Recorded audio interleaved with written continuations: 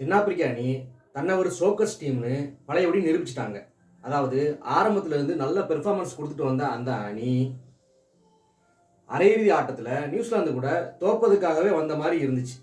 அதாவது முதல்ல பேட்டிங் செய்த தென்னாப்பிரிக்க அணியில் டாப் ஆர்டர்ஸ் யாருமே சரியாக விளையாடலை.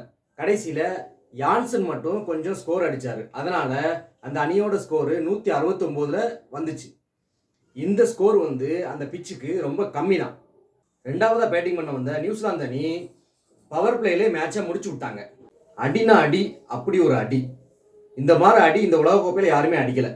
அதாவது சீபர்ட் மற்றும் ஆலன் இவங்க 2 பேரும் 117 ரன்னு பார்ட்னர்ஷிப்பு, முதல் விக்கெட் பார்ட்னர்ஷிப்பு, அதிலே மேட்ச் முடிஞ்சிச்சு. அதுக்கப்புறம் நம்ம ஆலனை பற்றி சொல்லியே ஆகணும். தனி ஒரு மனுஷனாக நின்று ருத்ர தாண்டவம், கோர தாண்டவம், சுனாமி அப்படியே எல்லாத்தையும் சுருட்டிட்டு போன மாதிரி 33 பந்துக்கு 100 ரன்னு, இதில் 8 6 10 4. இது அடித்ததுனால அவங்க நிர்ணயிச்ச 169 ரன்னு இலக்க 12.5 ஓவர்லேயே முடிச்சு விட்டாங்க மேட்சை.